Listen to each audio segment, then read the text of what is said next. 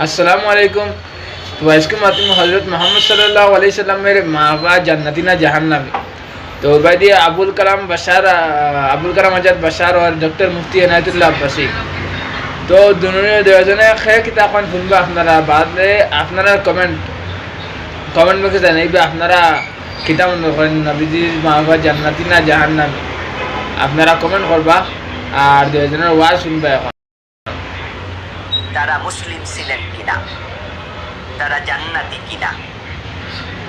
আসলে রাসূল সাল্লাল্লাহু আলাইহি সাল্লামের মাতা পিতার ব্যাপারে যদি আমরা বলতে পারতাম যে ওনারা মুসলিম ছিলেন, ওনারা জান্নাতি, আমাদের কাছে খুব ভালো লাগতো।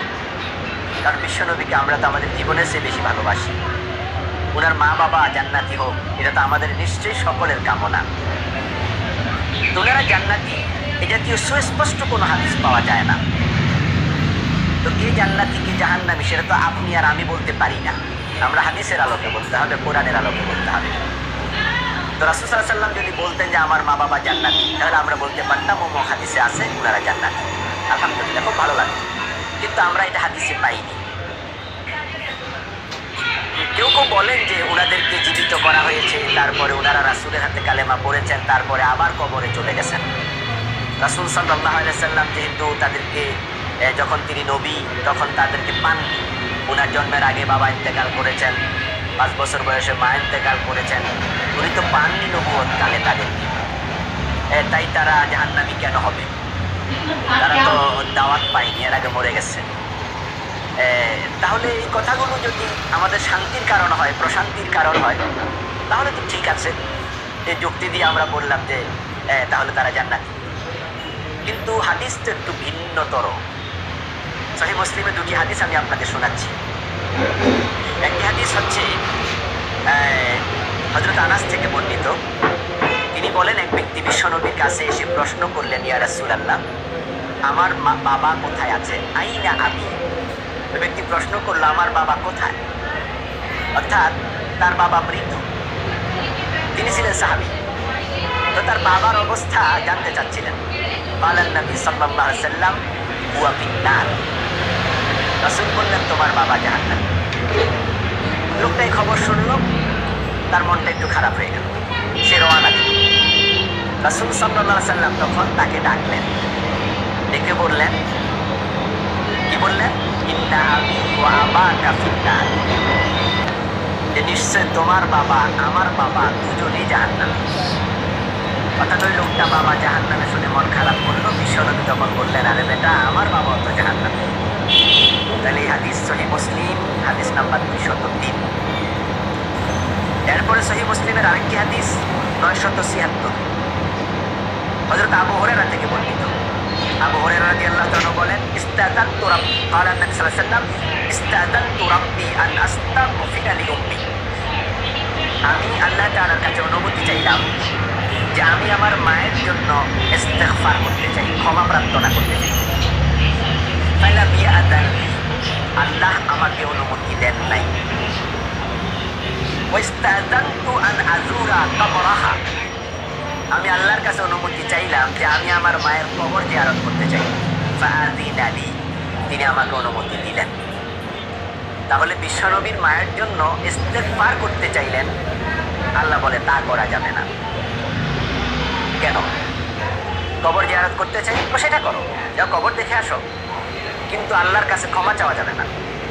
আর কোরআনে আছে মুশরিকদের জন্য ক্ষমা চাওয়া নিষেধ।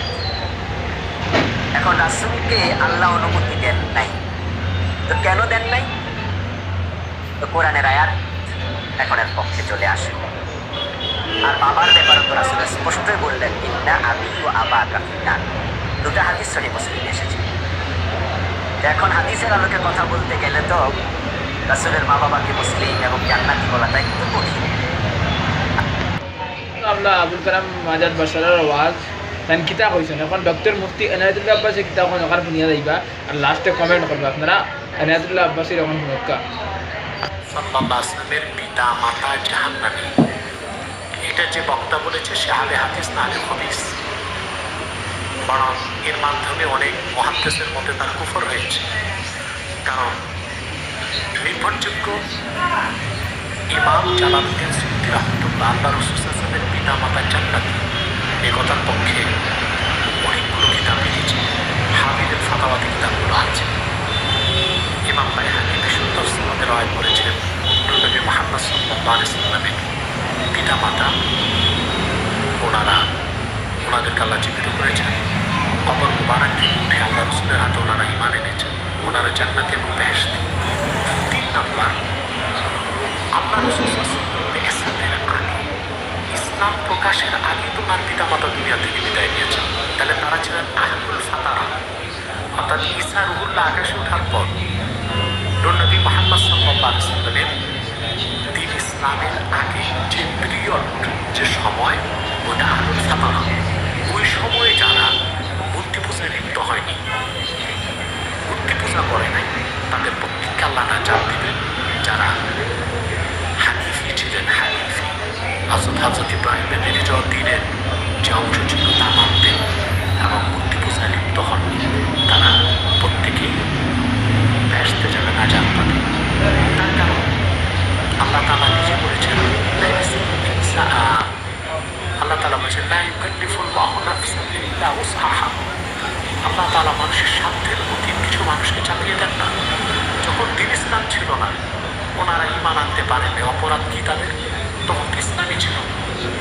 এই জন্য আহলুল ফাতারা যারা ছিলেন তারা বেহেশতে যাবেন।